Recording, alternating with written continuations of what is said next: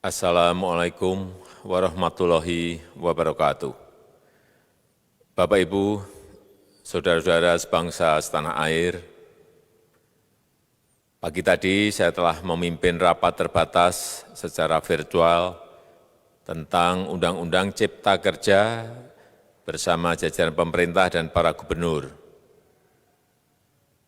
Dalam undang-undang tersebut terdapat 11 klaster yang secara umum bertujuan untuk melakukan reformasi struktural dan mempercepat transformasi ekonomi.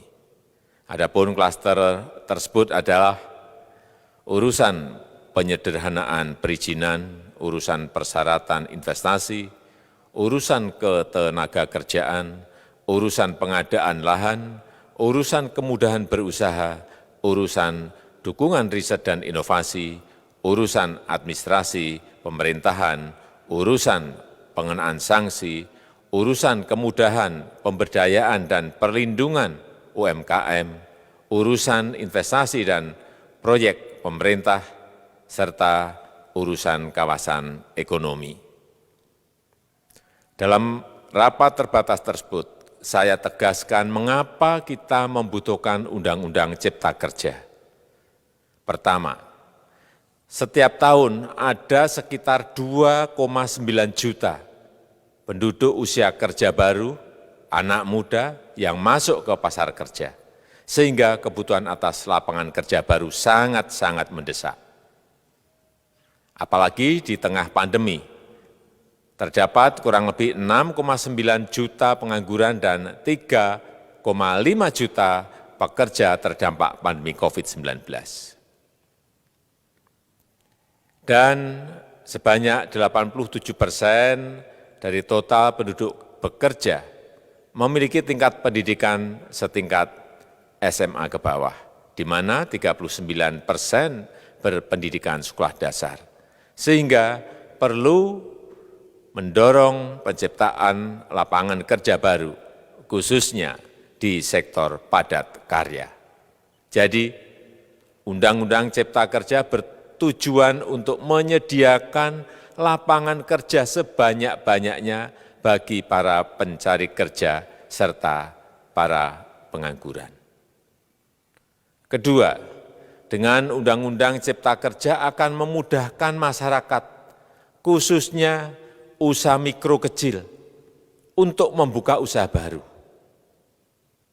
Regulasi yang tumpang tindih dan prosedur yang rumit dipangkas. Perizinan usaha untuk usaha mikro kecil (UMK) tidak diperlukan lagi, hanya pendaftaran saja. Sangat simpel. Pembentukan PT atau perseroan terbatas juga dipermudah. Tidak ada lagi pembatasan modal minimum. Pembentukan koperasi juga dipermudah. Jumlahnya hanya 9 orang saja. Koperasi sudah bisa dibentuk. Kita harapkan akan semakin banyak koperasi-koperasi di tanah air. UMK, usaha mikro kecil yang bergerak di sektor makanan dan minuman, sertifikasi halalnya dibiayai pemerintah, artinya gratis. Izin kapal nelayan penangkap ikan misalnya, hanya ke unit kerja Kementerian KKP saja. Kalau sebelumnya harus mengajukan ke Kementerian KKP, Kementerian Perhubungan, dan instansi-instansi yang lain. Sekarang ini cukup dari unit di Kementerian KKP saja. Ketiga, Undang-Undang Cipta Kerja ini akan mendukung upaya pencegahan dan pemberantasan korupsi. Ini jelas karena dengan menyederhanakan, dengan memotong, dengan mengintegrasikan ke dalam sistem perizinan secara elektronik, maka pungutan liar, pungli dapat dihilangkan. Namun, saya melihat adanya unjuk rasa penolakan Undang-Undang Cipta Kerja yang pada dasarnya dilatar belakangi oleh disinformasi mengenai substansi dari undang-undang ini dan hoax di media sosial. Saya ambil contoh, ada informasi yang menyebut tentang penghapusan UMP, upah minimum provinsi, UMK, upah minimum kota kabupaten, UMSP, upah minimum sektoral provinsi. Hal ini tidak benar, karena faktanya upah minimum regional, UMR, tetap ada. Ada juga yang menyebutkan bahwa upah minimum dihitung per jam. Ini juga tidak benar. Tidak ada perubahan dengan sistem yang sekarang. Upah bisa dihitung berdasarkan waktu dan berdasarkan hasil. Kemudian adanya kabar yang menyebutkan bahwa semua cuti sakit, cuti kawinan, cuti khitanan, cuti baptis, cuti kematian, cuti melahirkan, dihapuskan. Dan tidak ada kompensasinya. Saya tegaskan juga ini tidak benar. Hak cuti tetap ada dan dijamin. Kemudian apakah perusahaan bisa mem-PHK kapanpun secara sepihak? Ini juga tidak benar. Yang benar, perusahaan tidak bisa me-PHK secara sepihak. Kemudian juga pertanyaan mengenai benarkah jaminan sosial dan kesejahteraan lainnya hilang. Yang benar, jaminan sosial tetap ada. Yang juga sering diberitakan tidak benar adalah mengenai dihapusnya AMDAL, analisis mengenai dampak lingkungan.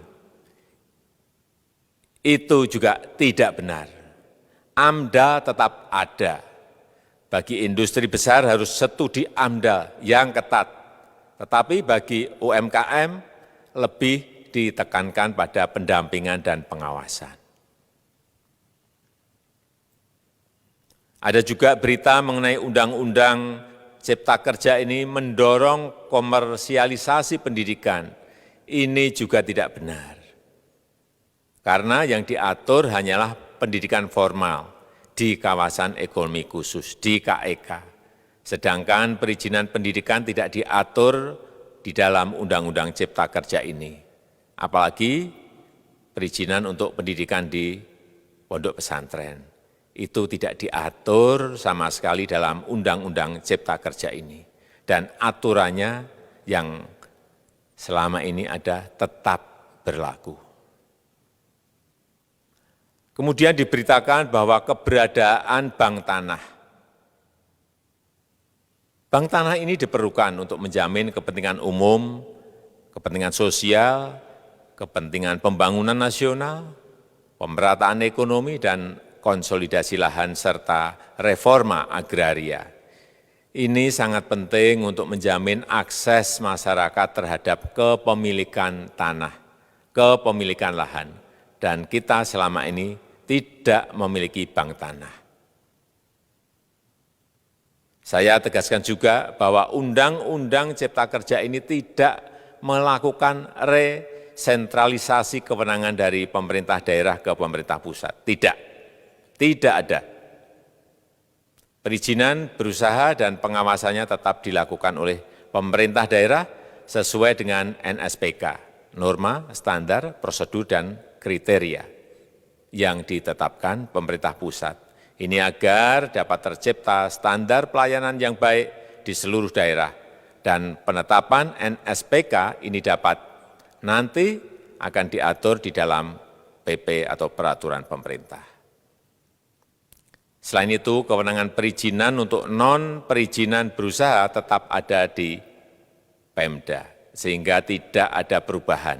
Bahkan kita melakukan penyederhanaan, melakukan standarisasi jenis dan prosedur berusaha di daerah. Dan perizinan berusaha di daerah diberikan batas waktu. Ini yang penting di sini. Jadi ada service level of agreement. Permohonan perizinan dianggap disetujui bila batas waktu telah terlewati. Saya perlu tegaskan pula bahwa Undang-Undang Cipta Kerja ini memerlukan banyak sekali peraturan pemerintah atau PP dan peraturan presiden atau Perpres. Jadi setelah ini akan muncul PP dan Perpres yang akan kita selesaikan paling lambat 3 bulan setelah diundangkan. Kita pemerintah membuka dan mengundang masukan-masukan dari masyarakat dan masih terbuka usulan-usulan dan masukan dari daerah-daerah. Pemerintah berkeyakinan melalui Undang-Undang Cipta Kerja ini jutaan pekerja dapat memperbaiki kehidupannya dan juga penghidupan bagi keluarga mereka. Dan kalau masih ada, jika masih ada ketidakpuasan terhadap Undang-Undang Cipta Kerja ini, silahkan mengajukan uji materi atau judicial review melalui MK, Mahkamah Konstitusi.